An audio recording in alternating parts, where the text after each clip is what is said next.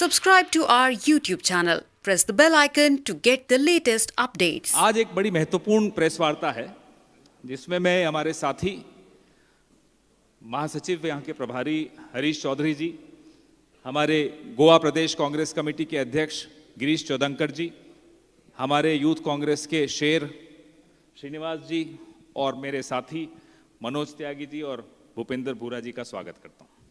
ये महत्वपूर्ण इसलिए है कि 10 साल पंजाब के एक बेटे डॉक्टर मनमोहन सिंह इस देश पर प्रधानमंत्री बनकर उन्होंने सेवा की देश की। उसके बाद जो उनको बदनाम करने की साजिश लोगों ने रची, शायद ही डॉक्टर मनमोहन सिंह ने उस साजिश का कभी जवाब दिया हो, वो शांत रहे। लेकिन आज जो वीडियो आपके सामने हम ला रहे हैं उसमें डॉक्टर मनमोहन सिंह की पीड़ा आपको दिखाई देगी। उन्होंने आज पहली बार पिछले 15 साल में कुछ ऐसे शब्दों का इस्तेमाल किया है जिससे आपको जवाब मिल जाएगा उन तमाम लोगों को जिन्होंने साजिश रची डॉक्टर मनमोहन सिंह के खिलाफ। और इतने पढ़े लिखे अर्थशास्त्री समझदार व्यक्ति पर क्या गुजरी होगी जब उनके लिए इस तरह के शब्द या तो नरेंद्र मोदी जी ने इस्तेमाल किए या जो दिल्ली वाली पार्टी है उन्होंने इस्तेमाल किए।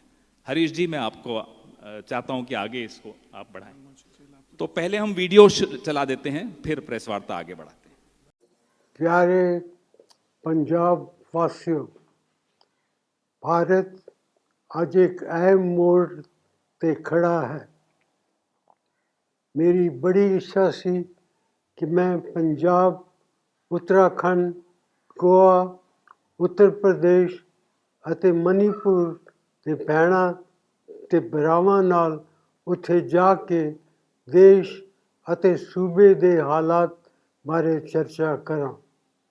ਮੌਜੂਦਾ ਸਥਿਤੀ ਵਿੱਚ ਡਾਕਟਰਾਂ ਦੀ ਰਾਏ ਨੂੰ ਧਿਆਨ ਵਿੱਚ ਰੱਖਦੇ ਹੋਏ ਮੈਂ ਇਸ ਵੀਡੀਓ ਸੰਦੇਸ਼ ਰਾਹੀਂ ਤੁਹਾਡੇ ਨਾਲ ਗੱਲ ਕਰ ਰਿਹਾ ਹਾਂ।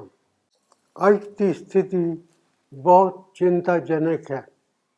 ਕਰੋਨਾ ਦੇ ਦੌਰ ਵਿੱਚ ਕੇਂਦਰ ਸਰਕਾਰ ਦੀਆਂ ਕੋਝੀਆਂ ਨੀਤੀਆਂ ਕਾਰਨ ਜਿੱਥੇ ਇੱਕ ਪਾਸੇ ਲੋਕ ਡਿੱਗ ਰਹੀ ਆਰਥਿਕਤਾ, ਵੱਧਦੀ ਮਹਿੰਗਾਈ ਅਤੇ ਬੇਰੁਜ਼ਗਾਰੀ ਤੋਂ ਪਰੇਸ਼ਾਨ ਹਨ, ਦੂਜੇ ਪਾਸੇ ਸਾਡੇ ਅੱਜ ਦੇ ਹਾਕਮ 7.5 ਸਾਲ ਸਰਕਾਰ ਚਲਾਉਣ ਦੇ ਬਾਅਦ ਵੀ ਆਪਣੀ ਗਲਤੀਆਂ ਨੂੰ ਮੰਨ ਕੇ ਉਹਨਾਂ ਵਿੱਚ ਸੁਧਾਰ ਕਰਨ ਦੀ ਬਜਾਏ ਲੋਕਾਂ ਦੀਆਂ ਸਮੱਸਿਆਵਾਂ ਲਈ ਆਪਣੇ ਪਹਿਲੇ ਪ੍ਰਧਾਨ ਮੰਤਰੀ ਪੰਡਿਤ ਜਵਾਹਰ ਲਾਲ ਨਹਿਰੂ ਨੂੰ ਜ਼ਿੰਮੇਦਾਰ ਠਹਿਰਾਉਣ ਵਿੱਚ ਲੱਗੇ ਹਨ। ਮੈਂ ਸਪਸ਼ਟ ਤੌਰ 'ਤੇ ਮੰਨਦਾ ਹਾਂ ਕਿ ਪ੍ਰਧਾਨ ਮੰਤਰੀ ਦੇ ਅਹੁਦੇ ਦੀ ਇੱਕ ਖਾਸ ਮਹੱਤਤਾ ਹੁੰਦੀ ਹੈ ਅਤੇ ਇਤਿਹਾਸ ਤੇ ਦੇਸ਼ ਦੋਸ਼ ਲਗਾ ਕੇ ਆਪਣੇ ਗੁਨਾਹ ਘੱਟ ਨਹੀਂ ਹੋ ਸਕਦੇ। ਪ੍ਰਧਾਨ ਮੰਤਰੀ ਦੇ ਤੌਰ 'ਤੇ 8-10 ਸਾਲ ਕੰਮ ਕਰਦੇ ਹੋਏ ਮੈਂ ਖੁਦ ਜ਼ਿਆਦਾ ਬੋਲਣ ਦੀ ਬਜਾਏ ਆਪਣੇ ਕੰਮ ਦੇ ਬੋਲਣ ਨੂੰ ਤਰਜੀਹ ਦਿੱਤੀ। ਅਸੀਂ ਆਪਣੇ ਸਿਆਸੀ ਲਾਭ ਲਈ ਕਦੇ ਦੇਸ਼ ਦੀ ਵੰਡ ਨਹੀਂ ਕੀਤੀ, ਕਦੇ ਸੱਚ ਤੇ ਪਰਦਾ ਪਾਉਣ ਦੀ ਕੋਸ਼ਿਸ਼ ਨਹੀਂ ਕੀਤੀ, ਕਦੇ ਦੇਸ਼ ਅਤੇ ਅਹੁਦੇ ਦੀ ਸ਼ਾਨ ਨੂੰ ਘੱਟ ਨਹੀਂ ਹੋਣ ਦਿੱਤਾ। ਹਰ ਮੁਸ਼ਕਲ ਦੇ ਬਾਵਜੂਦ ਅਸੀਂ ਅੰਤਰਰਾਸ਼ਟਰੀ ਪੱਧਰ 'ਤੇ ਭਾਰਤ ਅਤੇ ਭਾਰਤੀਆਂ ਦਾ ਮਾਣ ਵਧਾਇਆ। ਮੈਨੂੰ ਇਸ ਗੱਲ ਦੀ ਤਸੱਲੀ ਹੈ ਕਿ ਮੇਰੇ ਉੱਪਰ ਚੁੱਪ, ਕਮਜ਼ੋਰ ਅਤੇ ਭ੍ਰਿਸ਼ਟਾਚਾਰ ਦੇ ਦੋਸ਼ ਲਗਾਉਣ ਵਾਲੀ ਭਾਜਪਾ ਸਰਕਾਰ ਅਤੇ ਇਸ ਦੀਆਂ B ਤੇ C ਟੀਮਾਂ ਦਾ ਪ੍ਰਚਾਰ ਅੱਜ ਦੇਸ਼ ਦੇ ਸਾਹਮਣੇ ਬੇਨਕਾਬ ਹੋ ਗਿਆ ਹੈ ਅਤੇ ਦੇਸ਼ 2004 ਤੋਂ 2016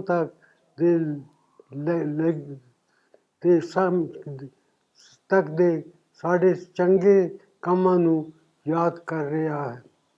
ਕੁਝ ਦਿਨ ਪਹਿਲਾਂ ਪ੍ਰਧਾਨ ਮੰਤਰੀ ਦੀ ਸੁਰੱਖਿਆ ਦੇ ਨਾਂ 'ਤੇ ਪੰਜਾਬ ਦੇ ਮੁੱਖ ਮੰਤਰੀ ਸਰਦਾਰ ਚਰਨਜੀਤ ਸਿੰਘ ਚੰਨੀ ਅਤੇ ਇੱਥੋਂ ਦੇ ਲੋਕਾਂ ਨੂੰ ਬਦਨਾਮ ਕਰਨ ਦੀ ਕੋਸ਼ਿਸ਼ ਕੀਤੀ ਗਈ, ਜਿਸ ਨੂੰ ਕਿਸੇ ਵੀ ਪੱਖੋਂ ਨਹੀਂ ਮੰਨਿਆ ਜਾ ਸਕਦਾ। ਇਸ ਤਰ੍ਹਾਂ ਕਿਸਾਨ ਅੰਦੋਲਨ ਦੌਰਾਨ ਵੀ ਪੰਜਾਬ ਅਤੇ ਪੰਜਾਬੀਅਤ ਨੂੰ ਬਦਨਾਮ ਕਰਨ ਦੀ ਕੋਸ਼ਿਸ਼ ਕੀਤੀ ਗਈ।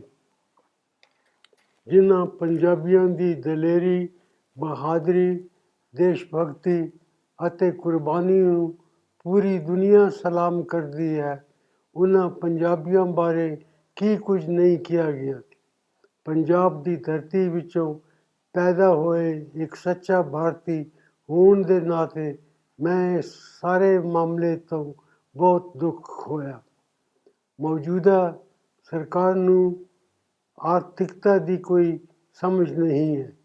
ਉਹਨਾਂ ਦੀਆਂ ਗਲਤ ਆਰਥਿਕ ਨੀਤੀਆਂ ਕਾਰਨ ਦੇਸ਼ ਆਰਥਿਕ ਮੰਦਹਾਲੀ ਦੀ ਜਕੜ ਵਿੱਚ ਫਸ ਗਿਆ ਹੈ। ਅੱਜ ਬੇਰੁਜ਼ਗਾਰੀ ਸਿਖਰ 'ਤੇ ਹੈ। ਕਿਸਾਨ, ਵਪਾਰੀ, ਵਿਦਿਆਰਥੀ, ਔਰਤਾਂ ਸਭ ਪਰੇਸ਼ਾਨ ਹਨ। ਦੇਸ਼ ਦੇ ਅੰਨਦਾਤਾ ਦਾਣੇ ਦਾਣੇ ਦੇ ਮੁਹਤਾਜ ਹੋ ਰਹੇ ਹਨ। ਦੇਸ਼ ਵਿੱਚ ਸਮਾਜਿਕ ਅਸਮਾਨਤਾ ਵੱਧ ਰਹੀ ਹੈ। ਲੋਕਾਂ 'ਤੇ ਕਰਜ਼ਾ ਲਗਾਤਾਰ ਵੱਧ ਰਿਹਾ ਹੈ, ਜਦ ਕਿ ਕਮਾਈ ਘਟ ਰਹੀ ਹੈ, ਜਿਸ ਨਾਲ ਅਮੀਰ ਹੋ ਰਹੇ ਹਨ ਅਤੇ ਗਰੀਬ ਹੋ ਰਹੇ ਹਨ। ਪਰ ਇਹ ਸਰਕਾਰ ਦੇ ਅੰਕੜਿਆਂ ਦਾ ਧੋਖਾ ਕਰਕੇ ਸਭ ਕੁਝ ਚੰਗਾ ਦੱਸ ਰਹੀ ਹੈ। ਇਸ ਸਰਕਾਰ ਦੀ ਨੀਤੀ ਅਤੇ ਨੀਅਤ ਦੋਨਾਂ ਵਿੱਚ ਖੋਟ ਹੈ। ਹਰ ਨੀਤੀ ਵਿੱਚ ਸਵਾਰਥ ਹੈ ਅਤੇ ਨੀਅਤ ਵਿੱਚ ਨਫ਼ਰਤ ਅਤੇ ਵੰਡ। ਆਪਣੇ ਸਵਾਰਥ ਨੂੰ ਸਾਬਿਤ ਕਰਨ ਲਈ ਲੋਕਾਂ ਨੂੰ ਜਾਤ, ਧਰਮ ਅਤੇ ਖੇਤਰ ਦੇ ਨਾਂ 'ਤੇ ਵੰਡਿਆ ਜਾ ਰਿਹਾ ਹੈ। ਉਹਨਾਂ ਨੂੰ ਆਪਸ ਵਿੱਚ ਲੜਾਇਆ ਜਾ ਰਿਹਾ ਹੈ। ਇਸ ਸਰਕਾਰ ਦਾ ਨਕਲੀ ਰਾਸ਼ਟਰਵਾਦ ਜਿੰਨਾ ਖੋਖਲਾ ਹੋਵੇਗਾ, ਉਨਾ ਹੀ ਖਤਰਨਾਕ ਹੈ। ਉਹਨਾਂ ਦਾ ਰਾਸ਼ਟਰਵਾਦ ਅੰਗਰੇਜ਼ੀ ਦੀ ਪਾੜੋ ਅਤੇ ਰਾਜ ਕਰੋ ਦੀ ਨੀਤੀ 'ਤੇ ਟਿਕਿਆ ਹੋਇਆ ਹੈ। ਜਿਹੜਾ ਸੰਵਿਧਾਨ ਸਾਡੇ ਲੋਕਤੰਤਰ ਦਾ ਆਧਾਰ ਹੈ, ਉਸ ਸੰਵਿਧਾਨ 'ਤੇ ਇਸ ਸਰਕਾਰ ਨੂੰ ਜ਼ਰਾ ਵੀ ਭਰੋਸਾ ਨਹੀਂ ਹੈ। ਸੰਵਿਧਾਨਿਕ ਸੰਸਥਾਵਾਂ ਨੂੰ ਲਗਾਤਾਰ ਕਮਜ਼ੋਰ ਕੀਤਾ ਜਾ ਰਿਹਾ ਹੈ। ਮਸਲਾ ਸਿਰਫ ਦੇਸ਼ ਦੇ ਅੰਦਰਲੀ ਸਮੱਸਿਆ ਦਾ ਨਹੀਂ, ਇਹ ਸਰਕਾਰ ਵਿਦੇਸ਼ ਨੀਤੀ ਦੇ ਮੋਰਚੇ 'ਤੇ ਵੀ ਪੂਰੀ ਤਰ੍ਹਾਂ ਫੇਲ ਸਾਬਤ ਹੋਈ ਹੈ। ਚੀਨੀ ਫੌਜੀ ਪਿਛਲੇ 1 ਸਾਲ ਤੋਂ ਸਾਡੀ ਪਵਿੱਤਰ ਧਰਤੀ 'ਤੇ ਬੈਠੇ ਹਨ, ਪਰ ਇਸ ਪੂਰੇ ਮਾਮਲੇ ਨੂੰ ਦਬਾਉਣ ਦੀ ਕੋਸ਼ਿਸ਼ ਕੀਤੀ ਜਾ ਰਹੀ ਹੈ। ਪੁਰਾਣੇ ਦੋਸਤ ਲਗਾਤਾਰ ਸਾਡੇ ਨਾਲੋਂ ਟੁੱਟਦੇ ਜਾ ਰਹੇ ਹਨ ਅਤੇ ਨਾਲ ਹੀ ਗੁਆਂਢੀ ਦੇਸ਼ਾਂ ਨਾਲ ਵੀ ਸਾਡੇ ਸੰਬੰਧ ਵਿਗੜਦੇ ਜਾ ਰਹੇ ਹਨ। ਮੈਂ ਉਮੀਦ ਕਰਦਾ ਹਾਂ ਕਿ ਹੁਣ ਸੱਤਾਧਾਰੀਆਂ ਨੂੰ ਇਹ ਸਮਝ ਆ ਗਈ ਹੋਵੇਗੀ ਕਿ ਨੇਤਾਵਾਂ ਨੂੰ ਜ਼ਬਰਦਸਤੀ ਜੱਫੀ ਪਾਉਣ, ਉਹਨਾਂ ਨੂੰ ਝੂਠੇ ਦਿਵਾਉਣ ਜਾਂ ਬਿਨਾਂ ਬੁਲਾਏ ਬਿਰਿਆਨੀ ਖਾਣ ਪਹੁੰਚ ਜਾਣ ਨਾਲ ਦੇਸ਼ ਦੇ ਰਿਸ਼ਤੇ ਨਹੀਂ ਸੁਧਰ ਸਕਦੇ।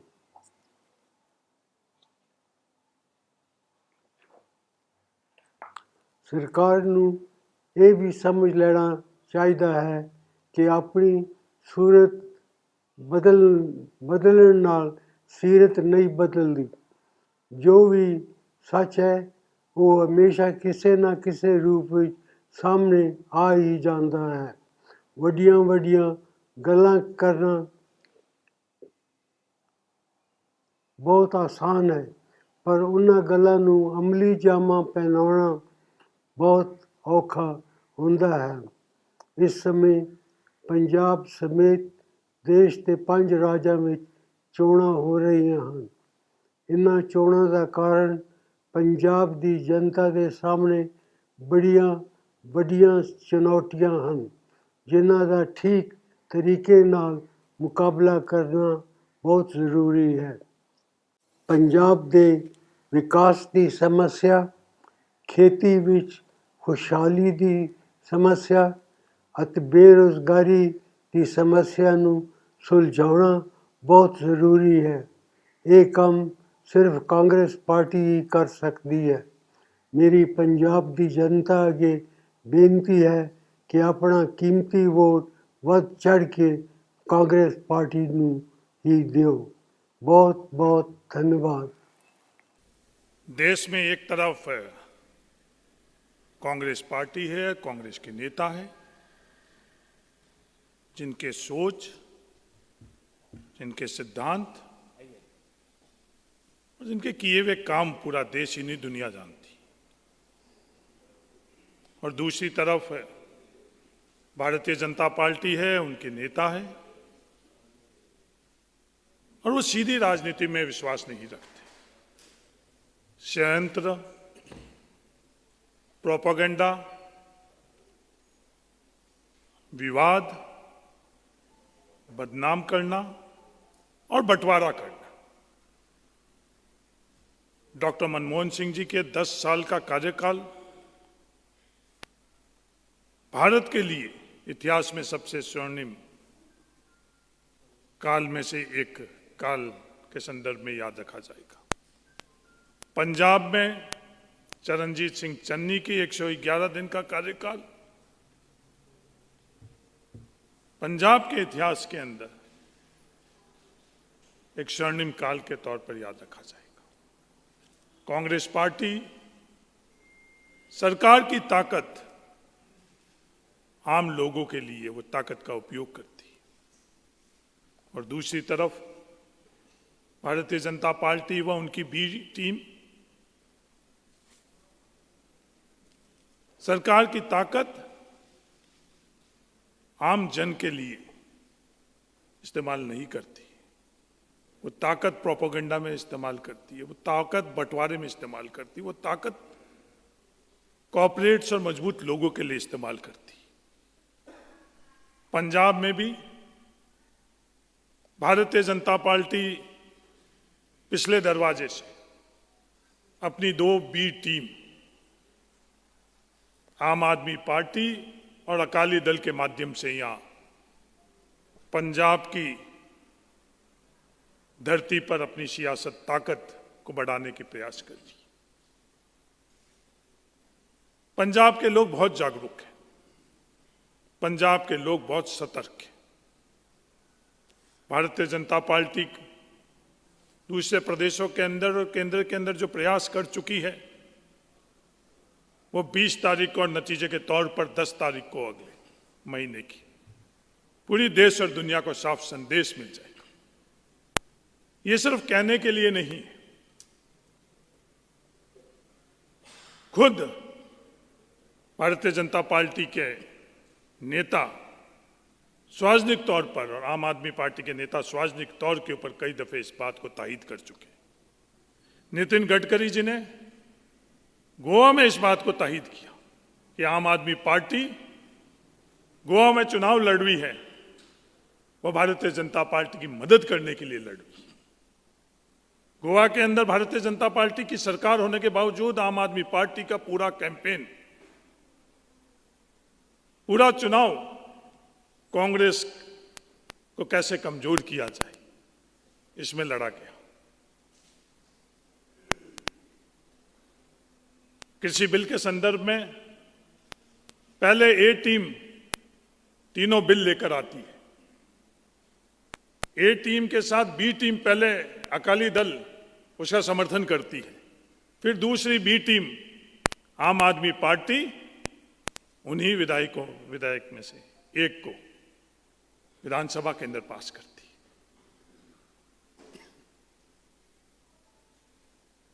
भारतीय जनता पार्टी जो ए टीम है वो कहती है कि 50 किलोमीटर पंजाब के बॉर्डर को बीएसएफ में दिया जाए। और उन्हीं की बी टीम के नेता भगवत मान जी 2 दिन पहले कहते हैं हाँ, वो 50 किलोमीटर देने से पंजाब का भला होगा। क्योंकि पहले तो उनकी खुद की पार्टी ने विधानसभा में भी इसका विरोध किया, पर जो ए टीम के मुखिया ने जो तय कर लिया वो बी टीम को यू टर्न करना पड़ा।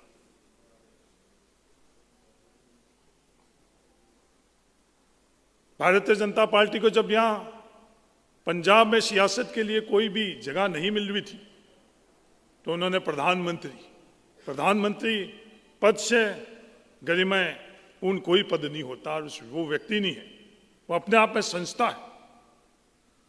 मनमोहन सिंह जी उस संस्था के संदर्भ में एक आदर्श व्यक्तित्व रहे, नेतृत्व उन्होंने दिया, पर उस गरिमापूर्ण पद को की गरिमा का भी उन्होंने इस्तेमाल किया सियासत करने के लिए। और यहां पंजाब में यात्रा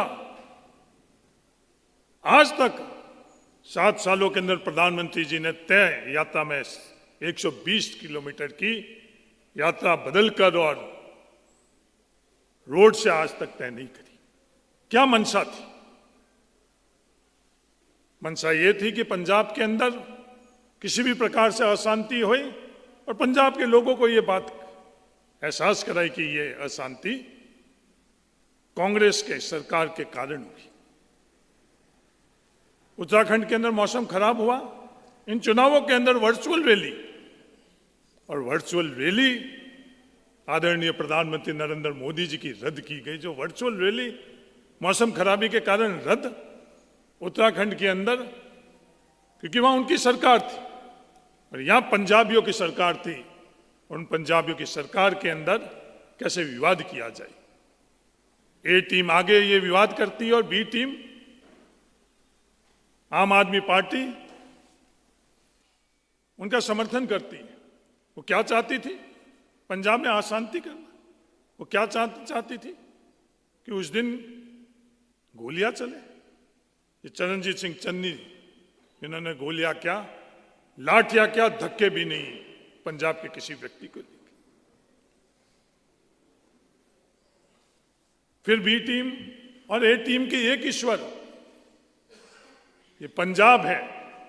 मैं ए और बी टीम को आज बताना चाहता हूं, फिर याद दिलाना चाहता हूं।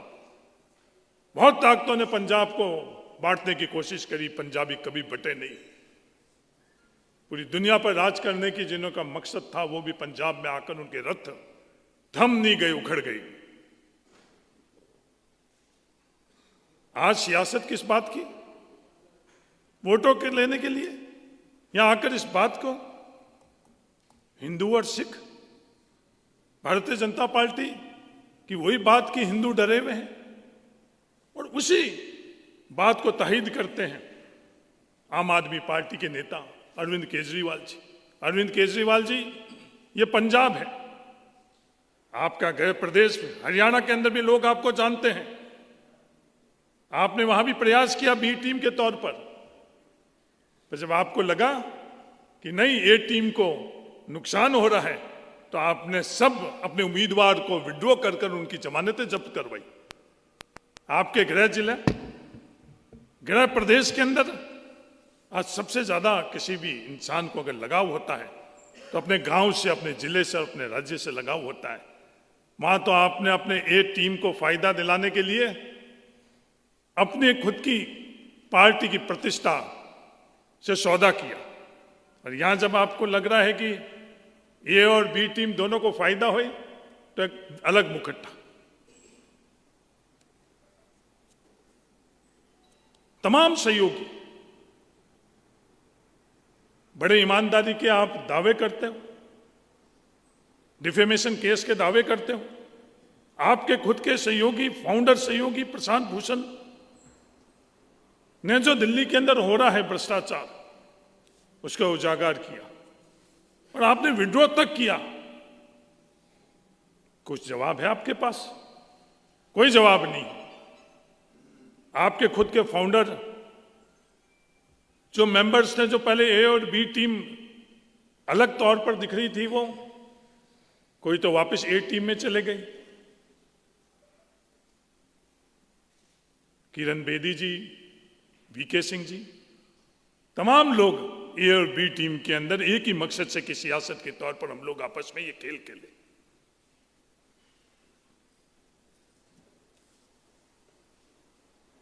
ये पंजाब अच्छी तरह से जानता है। आप लोग पंजाब के अंदर सियासत करना चाहते, आपने आरोप लगाया गवर्नर के पास जाकर कि जांच होनी चाहिए। हां, लोकतंत्र के अंदर सबको अधिकार है जांच होने के लिए। उस जांच का जवाब भी आ गया। बिना तत्व के आधार के ऊपर आपने बहुत आरोप लगाए, ईडी के संदर्भ में आरोप लगाए। क्या सच्चाई है पूरी दुनिया अच्छी तरह से जानती है। मैं आज आपसे निवेदन करता हूं, चलो ऑल पार्टी डेलीगेशन हम लोग गवर्नर के पास चले, इलेक्शन कमीशन के पास चले, जांच के लिए चले, कुमार विश्वास की इस बात की जांच के लिए चले। मैं सार्वजनिक तौर के ऊपर आपको यह निवेदन करता हूं कि सभी पार्टी मिलकर कुमार विश्वास की, एक नौजवान होनहार पंजाब का कलाकार के एक्सीडेंट हुए, दीप सिद्धू की, ऑल पार्टी डेलीगेशन लेकर चले अपन, उसकी पृष्ठभूमि और एक्सीडेंट के संदर्भ में जांच के लिए। अगर पंजाब के संदर्भ में आप ईमानदारी रखना चाहते हो तो हमको चलकर जांच के लिए करना चाहिए। आज सार्वजनिक तौर के ऊपर आप ये बात करते हो, खुद स्वीकार किया अरविंद केजरीवाल जी ने कि हम लोग मिले जुला खेल खेल रहे हैं दिल्ली के अंदर। इस पंजाब की धरती पर आप आकर आपने एक प्रेस के कार्यक्रम के अंदर स्वीकार किया कि हां, हम तो मिला जुला खेल खेलना चाहते। आप क्या चाहते हो, चरणजीत सिंह चन्नी ये मिला जुला खेल खेले? ये पंजाब है, या मिला जुला खेल का संस्कार नहीं है। या जो भी चीज है बड़ी ईमानदारी से, स्पष्ट और मजबूती से, ये मिला जुला खेल के लिए यहाँ कोई भी स्थान नहीं है। आज गोवा के अंदर जो कृत्य किए, मेरे साथ सहयोगी गिरीश चौनानकर जो गोवा के प्रदेशाध्यक्ष हैं, वो गोवा के अंदर आम आदमी पार्टी ने क्या किया, मेरे सहयोगी गिरीश चौनानकर जी बताएंगे। और जो दिल्ली मॉडल की बात कर रहे हैं, जब जब आवश्यकता पड़ी किसी भी पैमाने के ऊपर ये दिल्ली मॉडल की बात करते हैं। पहले करते थे कि बिजली में दिल्ली का मॉडल है। अरविंद केजरीवाल जी, आओ आप मेरे से बहस करो कि पंजाब का जो बिजली का मॉडल है उसकी तुलना दिल्ली के मॉडल से करें। मैं आपको चैलेंज करता हूं कि पंजाब के अंदर बिजली की दरें कम है या दिल्ली के अंदर दरें कम है? उन गरीबों को जिनको बिजली के बिल अदा नहीं कर सके, पंजाब में उन गरीबों को राहत मिली या दिल्ली के अंदर राहत मिली? पंजाब के अंदर किसी भी प्रकार का प्रोपेगेंडा नहीं हुआ। हजारों करोड़ रुपए आपने इस बिजली के संदर्भ के अंदर अपने प्रोपेगेंडा में खर्च किए। अरविंद केजरीवाल जी बात करते हैं शिक्षा के मॉडल के अंदर, हजारों शिक्षा के स्कूल के अंदर दिल्ली में क्या हालात है। हाँ वीडियो, हाँ मार्केटिंग, हाँ दावे, जरूर ये बेहतरीन शिक्षा के करते हैं, पर आंकड़े बताते हैं कि अरविंद केजरीवाल जी की सरकार से शिक्षा के क्षेत्र के अंदर बढ़ोतरी की जगह कमी आई है। आज बात करते हैं स्वास्थ्य के मॉडल के लिए। स्वास्थ्य के मॉडल पूरी दुनिया देख चुकी कि दिल्ली के लोगों को जब आवश्यकता थी कोरोना के अंदर, तो पूरे के पूरा केंद्र सरकार और दिल्ली की सरकार, तो वहां खुद दोनों मौजूद थे, वो फेल हो गई। सिलेंडर की आवश्यकता थी, बेड की आवश्यकता थी, दवाइयों की आवश्यकता थी, तो दिल्ली किसको याद कर रही थी? केंद्र सरकार को नहीं याद कर रही थी, क्योंकि वो फेल हो चुकी थी। राज्य सरकार को नहीं कर रही थी। कांग्रेस की एक संगठन अखिल भारतीय युवक कांग्रेस और उसके अध्यक्ष श्रीनिवासन घर घर गए जहां सरकारें फेल हुई, जब कांग्रेस के कार्यकर्ता श्रीनिवासन के नेतृत्व के अंदर सिलेंडर पहुंचवाई, बेड मुहैया कराया, दवाई थी। ये बात करते हैं यहाँ आकर गारंटी की। उन गारंटियों का क्या हुआ दिल्ली के अंदर? उन्होंने गारंटी दी कि मैं दिल्ली में प्रदूषण फ्री करूंगा, अरविंद केजरीवाल जी, और जब काम नहीं कर पाए अब तो आपने दोषी किसको? पंजाब के किसानों को दोष दिया कि पंजाब के किसान पराली जला रहे हैं। ये बदनाम करने के अलावा, बांटने के अलावा पंजाब को आपने क्या दिया? विपक्ष की जिम्मेवारी भी इस लोकतंत्र के अंदर सरकार के बराबर होती है। 5 साल विपक्ष के तौर के ऊपर आपका क्या योगदान दिया? मैं आज ये पूछना चाहता हूं अरविंद केजरीवाल जी, आपकी और आम आदमी पार्टी से, कि विपक्ष के तौर के ऊपर 5 साल तक सिर्फ विपक्ष के लीडर ऑफ अपोजिशन का पद और सुविधा के अलावा आपने पंजाब को क्या दिया? कब जाकर आपने केंद्र सरकार के पास जाकर पंजाब के लिए, ये विपक्ष की का भी दायित्व होता है कि जहां वह प्रमुख विपक्षी दल होता है, कंधे से कंधे मिलाकर सरकार के, केंद्र सरकार के सामने जाकर अपने प्रदेश के लिए एक बार भी आप जाकर और कुछ किया? सिर्फ स्टेज के ऊपर आपने और पार्लियामेंट के अंदर आपने चुटकुले जरूर कही, बातें जरूर कही। इस लोकतंत्र के अंदर, इस व्यवस्थाओं के अंदर उससे आगे बढ़कर बहुत चीजें होती है। आज मुख्यमंत्री का चेहरा जिनको आपने घोषित किया, 7 साल में लोकसभा के सदस्य के तौर के ऊपर आपने क्या योगदान किया अपने लोकसभा संसदीय क्षेत्र के अंदर? और लीडर के तौर पर आपने पंजाब में क्या योगदान किया? किस स्टैंडिंग, किस कमेटी के अंदर आपने पंजाब के संदर्भ में, जो एक लोकसभा के सदस्य के लिए सबसे महत्वपूर्ण कमेटी के मार्फत से योगदान होता है, ये मैं पूछना चाहता हूं। सिर्फ षड्यंत्र, विवाद, प्रोपेगेंडा। 5 साल पहले भी आपने पंजाब के जनता के सामने प्रोपेगेंडा करा अपने धन बल की ताकत से कि 100 सीटें आ रही है। रिजल्ट आते ही नैतिक जिम्मेवारी लेकर और आपको माफी मांगनी थी पंजाब की जनता से कि जो मैंने प्रोपेगेंडा किया, ऑफिशियल उनके कैंपेन का हिस्सा इन्होंने करा, पैसे देकर गलत सर्वे करवाकर धन बल की ताकत पर, और उस झूठ का प्रोपेगेंडा उन्होंने पंजाब की जनता के सामने करा, और माफी मांगने की जगह उन्होंने कभी इस बात का जिक्र नहीं किया। फिर बात करते हैं नैतिकता की, ईमानदारी का।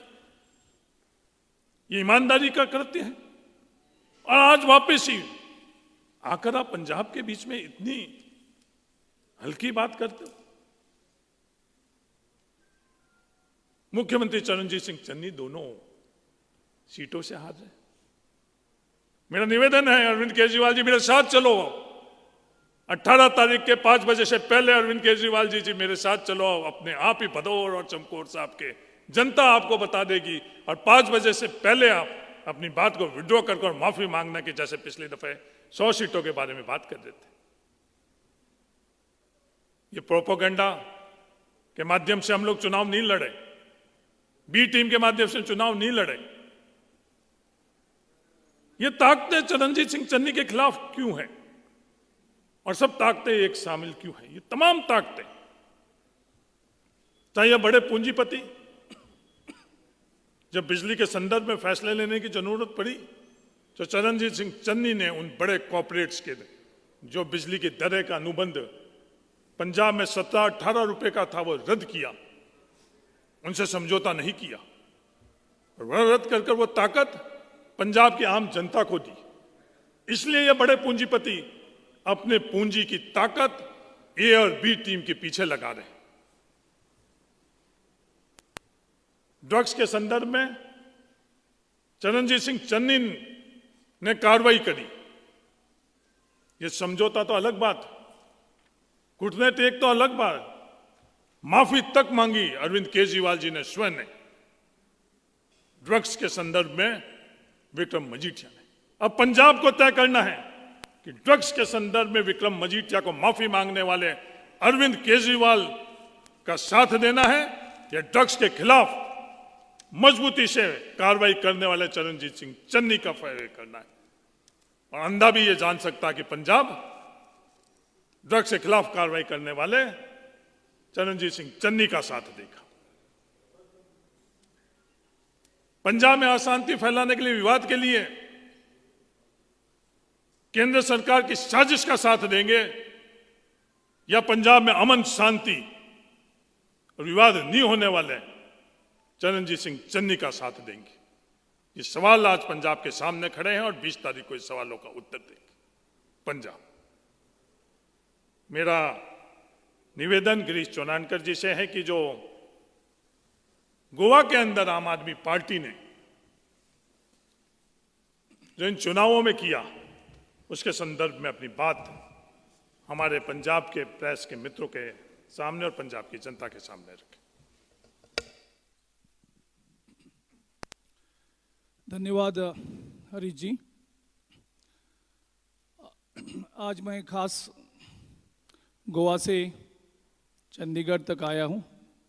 लगभग 3000 किलोमीटर दूर पंजाब के लोगों से बात करने के लिए, जो एक हिडन एजेंडा बीजेपी और आम आदमी पार्टी के बीच में, जो पूरे देश में कांग्रेस को कमजोर करने के लिए एक षड्यंत्र के रूप में ये दोनों पार्टियां लोगों को कैसे गुमराह कर रही है, ये बताने के लिए मैं खास आपके बीच में मैं उपस्थित हूं। आपको याद करना चाहता हूं मैं, आरएसएस और बीजेपी दोनों का एक कॉमन एजेंडा पूरे देश में 2014 से पहले तय किया गया था कि देश से कांग्रेस मुक्त भारत का जो नारा, जो घोषणा इन्होंने की थी, और उनके बाद उनके स्ट्रेटजीज में बहुत बदलाव आ गया। उनको पता चला कि इतना ये सादा नहीं है कि इस देश से कांग्रेस को मुक्त करे, क्योंकि कांग्रेस और इस देश दोनों की आइडियोलॉजी एक जैसी है, तो कांग्रेस को इस देश से दूर नहीं कर सकते। और उसके बाद जो अरविंद केजरीवाल, जो उनके टीम से ही, उनके आइडियोलॉजी से ही प्रेरित होके उनसे जुल्म कर काम कर रहा था, उनका और एक चेहरा के रूप में उन्होंने आगे करना शुरू कर दिया। India against corruption, youth for equalities. अब उनके आइडियोलॉजी और आरएसएस और बीजेपी का आइडियोलॉजी अगर देखेंगे तो आपको ये कनेक्शन काफी सही लगेगा। और उसके बाद में जब प्रशांत भूषण, जिन्हें इनकी जो हिडन एजेंडा को एक्सपोज कर दिया, तो बात पूरे देश के सामने आ गई। लेकिन यह आम आदमी पार्टी, उनके जो मार्केटिंग, जो स्ट्रेटजीज होती है, उनका सिर्फ एक ही है कि वो कैसे कांग्रेस को कमजोर करे। गोवा में वो आए 2017 के चुनाव से पहले, और कांग्रेस को कमजोर करना गोवा में उन्होंने शुरू कर दिया। जनरली कोई आप स्टेट में नए अपनी पार्टी खड़ी करने के लिए जाते हैं तो आपका अटैक जो होता है वो रूलिंग के ऊपर होता है, जो रूलिंग गवर्नमेंट होती है उसके खिलाफ होता है। लेकिन अगर आप आम आदमी की यहां देखें तो गोवा में आके उन्होंने 2016 से कांग्रेस को अटैक करना शुरू कर दिया। 2017 के चुनाव में हम क्लियर मेजॉरिटी से जीत सकते थे, हमें 17 सीटों मिली। एक इंडिपेंडेंट जो हमने सपोर्ट किया था वो जीत के आया, हमें 18 सीटें मिली थी। हमें सरकार बनाने के लिए 21 सीटों की जरूरत थी। आम आदमी पार्टी ने इस तरफ से प्रोजेक्ट किया कि आज जो पंजाब में उन्होंने एक मार्केटिंग स्ट्रेटजी के रूप में काम कर रहे हैं, वैसा ही काम उन्होंने गोवा में 2016 में शुरू कर दिया। उन्होंने एक फेक सर्वे, क्योंकि आम आदमी पार्टी फेक सर्वे, वो फेक फोटोज जो फोटोशॉप करके, फेक स्टिंग ऑपरेशन, ऐसे चीजों में काफी होशियार है। 2016 में उन्होंने एक फेक सर्वे करवा दिया और उन्होंने प्रोजेक्शन दे दिया कि 35% वोट शेयर और 23 असेंबली सीट्स वो लेके आएंगे। और काफी लोग, जैसे आज पंजाब में स्थिति है वैसी ही स्थिति उन्होंने गोवा में कर दी। अंत में 2017 में सत्य सामने आया। 2017 में जब चुनाव का रिजल्ट नतीजा आ गया तो जो 35% वोट शेयर की बात कर रहे थे, पोस्टर लगा रहे थे, वीडियोस कर रहे थे, मार्केटिंग कर रहे थे,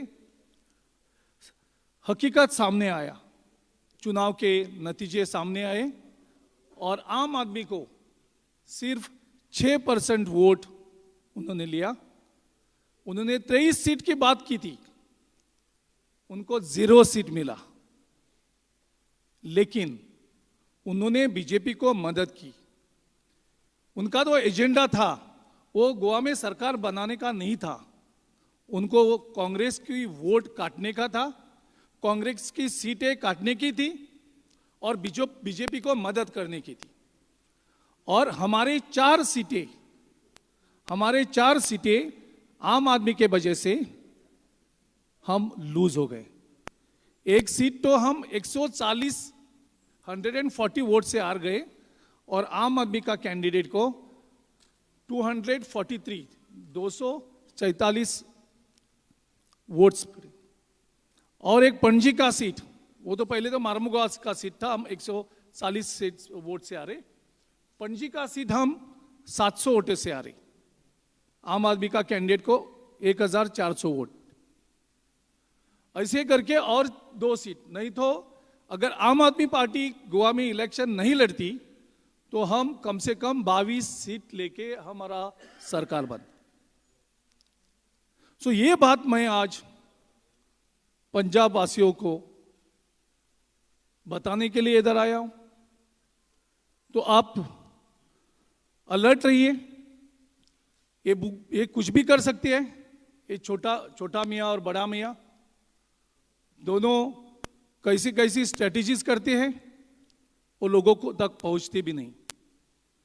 नितिन गडकरी ने गोवा के चुनाव से पहले एक मीडिया में एडमिट कर दिया कि गोवा में आम आदमी पार्टी के वजह से हम जीत जाएंगे। वो आम आदमी पार्टी हमारा कांग्रेस का वोट काटेगा और हमें मदद करेगा।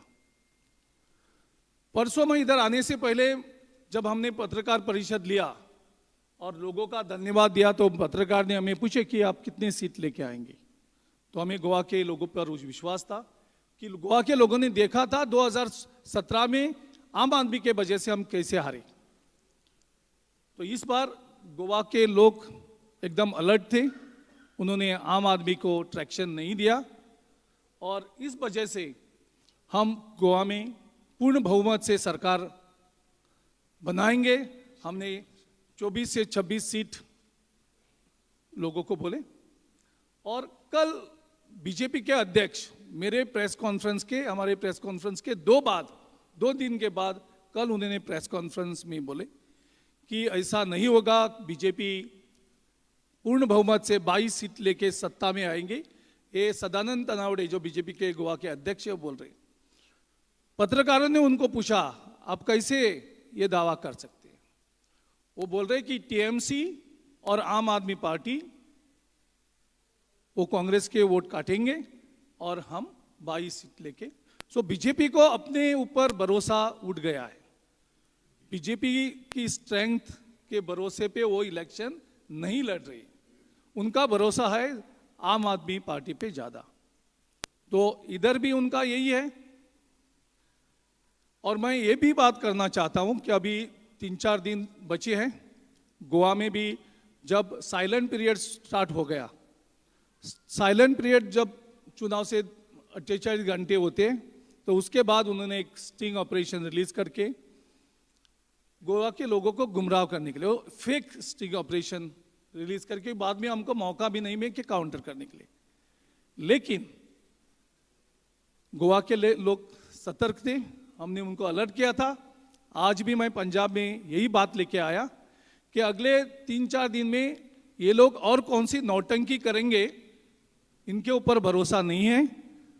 अगर ये किसी चीज को सामने लाएंगे तो पंजाब को लोगों को 2 बार सोचना पड़ेगा ये चीज क्या है।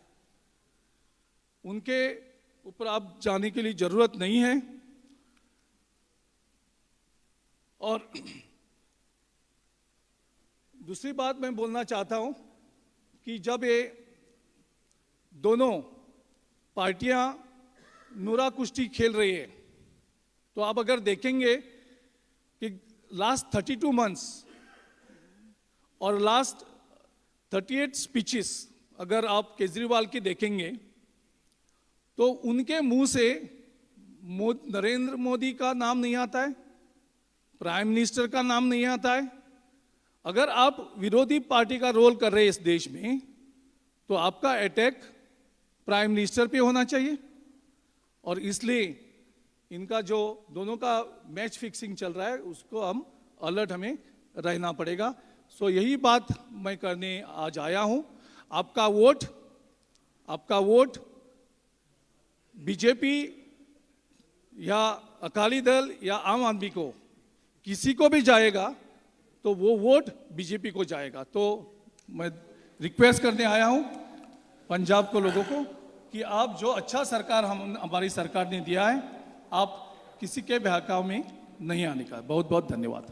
जब केंद्र सरकार और दिल्ली की सरकार जहां फेल हुई कोरोना के वक्त में, एक संगठन अखिल भारतीय युवक कांग्रेस और उसके अध्यक्ष श्रीनिवासन जी ने दिल्ली के हर व्यक्ति को उस वक्त मदद करी।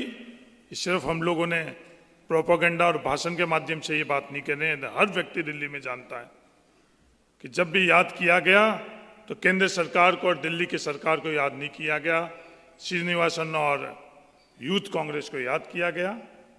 और उन्होंने विपक्ष में रहते हुए भी दिल्ली के हर नागरिक की मदद करी जब दिल्ली की सरकार फेल हो गई थी। क्योंकि दिल्ली की सरकार की ताकत को सिर्फ पब्लिसिटी के अंदर और प्रोपेगेंडा में इस्तेमाल कर रही है।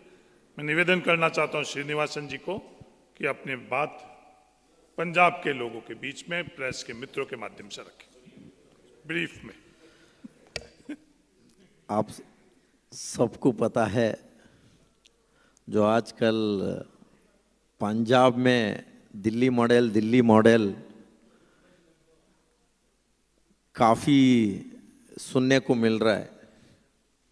जो इनका इवेंट मॉडल बोल सकता हूँ मैं, दिल्ली मॉडल नहीं, ये इवेंट कैसे करना ये अच्छी तरह से इनको केजरीवाल जी जानता है। जब कोरोना वेव 1 में जो माइग्रेंट लोग अपने अपने घर निकल रहे थे, तब केजरीवाल कहाँ था, आप लोग भी दिखाए थे। उस समय में लोग इतने परेशान हो के जो घर निकल रहे थे, छोटे छोटे बच्चे बिना चप्पल, ऐसे ऐसे तस्वीर जिंदगी में देखने को नहीं मिला। जो प्रेग्नेंट लेडी लोग पैदल जा रहे थे, तब पानी तक नहीं पिलाने का सोच नहीं था। ये आम आदमी पार्टी का, इनका सरकार दिल्ली में थे, किस तरीके के लोग परेशान था। तब कांग्रेस पार्टी और युवा कांग्रेस का कार्यकर्ता पूरा दिल्ली में चारों बॉर्डर पे जो लोग आते थे, उनको खाना खिलाने से लेके तमाम चीज़ें उनको मदद करना, उनको घर पहुंचाने के लिए ट्रांसपोर्ट का व्यवस्था करना।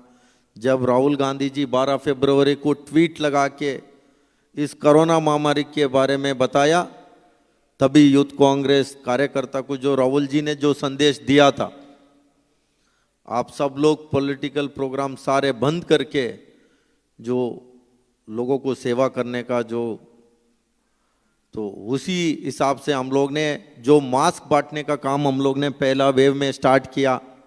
मास्क पहनो इंडिया कार्यक्रम यूथ कांग्रेस ने स्टार्ट किया। 1 करोड़ मास्क दिल्ली में बांटने का काम कोई किया, वो यूथ कांग्रेस ने किया। ये सारी बात आपने भी लिखा था उस समय में। ये आम आदमी पार्टी केजरीवाल उनके सरकार को भी पता था यूथ कांग्रेस कर रहा है, कैसे कर रहा है, क्या कर रहा है। जो माइग्रेंट लोग जो गारमेंट्स में जो काम करता था, ऐसे लोग जो जॉब लॉस हुआ था, ऐसे ऐसे लोगों को आइडेंटिफाई करके हमने रॉ मटेरियल दे के उन लोग से मास्क सिला सिला के लोगों को पहनाने का काम किया।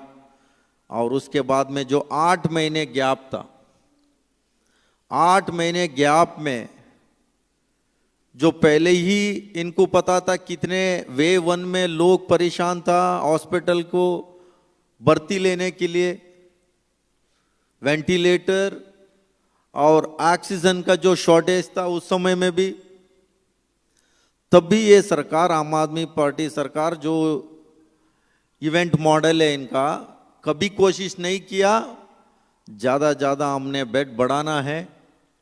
पूरा दुनिया का लोग कह रहे थे वेव 2 आ सकता है, बट जो दिल्ली में जो केंद्र सरकार हो, आम आदमी पार्टी सरकार हो, दोनों कभी इस बात को सीरियस नहीं लिया।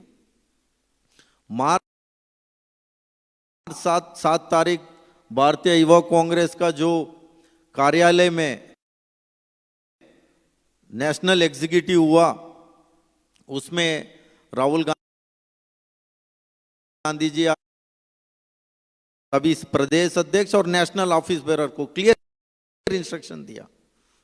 जो वेव 1 में हम लोग ने जो 600 लोग जो कोरोना वॉरियर टीम बना के जो काम किया था, पूरा देश में बढ़ाने के लिए कश्मीर से लेके कन्याकुमारी तक, और सबसे ज़्यादा फोकस दिल्ली में करने के लिए पूरा जो आदेश दिया था, आदेश अनुसार हम लोग ने डॉक्टर से बात किया। जो इन लोग ने एक लोगों को जो प्लाज्मा नहीं दिला पाया, इनके पास कोई आंकड़ा भी सही नहीं था, क्यों तो दिल्ली में कितने लोगों को कोरोना आए, कितने लोगों को ठीक हुआ, उसके 15 दिन के बाद में किस किस के बॉडी में एंटीबॉडी जनरेट हुआ है। वो 18 साल से 60 साल तक कोई व्यक्ति 3 बार प्लाज्मा डोनेट कर सकता था। लोग प्लाज्मा के लिए किस तरीके के पूरा सड़क पे घूम रहे थे, उस पे किस लेवल पे लोग 10,000, 20,000, 50,000 का जो ब्लॉक में लोग सेल कर रहे थे।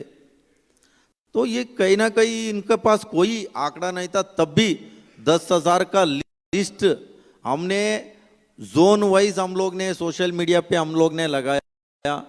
जो भी प्लाज्मा जरूरत है, इस कांटेक्ट नंबर में कांटेक्ट करने के लिए दिल्ली में तमाम जगह हम लोग ने जो कोरोना होके क्लियर हो गया, नेगेटिव हो गया, उन लोगों का लिस्ट यूथ कांग्रेस ने 10,000 लोग का कलेक्ट करके प्रोवाइड करने का काम किया।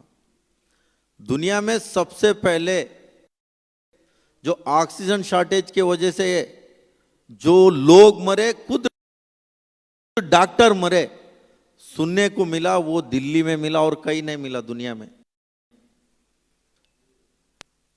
दिल्ली में इनके पास जो ऑक्सीजन का इन्होंने जो पेशेंट को और डॉक्टर को इन लोग ने मैनेज नहीं कर पाया, उस समय में कोर्ट पे क्या बोला इनको, आप मैनेज नहीं कर पा रहे तो कोर्ट से इनको डायरेक्शन मिला, आप मैनेज नहीं कर पा रहे तो हमने सेंट्रल गवर्नमेंट को हैंड ओवर करने का बात ये कोर्ट ने बोला है, ये बात हम नहीं कह रहे। जो एवरी 10 सेकेंड दिल्ली में आप किसी को भी पूछ सकता है। आज भी मेरे को मेरा आंखों के सामने उस दिन कैसे लोग अपने जान बचाने के लिए सड़क पे घूम रहे थे। जो हॉस्पिटल के भर्ती के इनको ऑनलाइन सिस्टम बनाया था, कौन से हॉस्पिटल में कितना हॉस्पिटल जो बेड अवेलेबल है, वेंटिलेटर बेड कितना है, ऑक्सीजन बेड कितना है, जो इनका सिस्टम चलता था वो एकदम फेक जो डेटा चलाते थे। क्यों? दिल्ली का जनता उस डेटा को देख के गाड़ी और एम्बुलेंस बना के लेके उस हॉस्पिटल के बाहर जाता था, वहां 50 लोग 100 लोग लाइन पे खड़े रहते थे। इनके पास वो एग्जाम्पल इनको छोटे चीज को लोगों को सही नहीं बता पाया। इनका जो कॉल सेंटर था, कोई उस कॉल सेंटर पे कोई एक फोन नहीं उठाता था। एक एक घंटा 2-2 घंटा लाइन में लोग फोन जो भी किया है वो वेट करना पड़ता था, उसके अंदर जान चले जाता था। एलएनजेपी के हॉस्पिटल के बाहर मैं खुद गवाह हूं, जो 21 साल का लड़का जो किस तरीके के 2 दिन से हॉस्पिटल भर्ती के लिए जो पूरा दिल्ली घूम घूम के एलएनजेपी के बाहर आए। पत्रकार आप साथी हिंदुस्तान टाइम मेरे को फोन किया, मैं पहुंचे वहां। हमने अंबेडकर हॉस्पिटल में एक बेड अरेंज किया रोहिणी में, तब के अंदर हॉस्पिटल के एम्बुलेंस से उनको शिफ्ट करने के अंदर वो दम तोड़ा। इस तरीके का जो मिसमैनेजमेंट कह सकते हैं टोटली, उनको कोई भगवान के ऊपर हाथ खड़े करके छोड़ दिया। कुछ भी हो जाए मैं कुछ नहीं बोलेंगे, अपने सुरक्षा देखेंगे। जो इंजेक्शन डॉक्टर उस समय में रेमडेसिविर इंजेक्शन लिखता था, पूरा दिल्ली में एक ही जगह अवेलेबल था, आर्टिकल्स में एक जगह, वो भी सूर्या से लेके हर जगह दिल्ली मॉडल कह रहा है। मैं उस समय में जो इन लोग ने मिसमैनेजमेंट किया वो वास्तुआंश भी पता होना चाहिए क्या किया इन लोग ने। मैं उसी बारे में बता रहा था।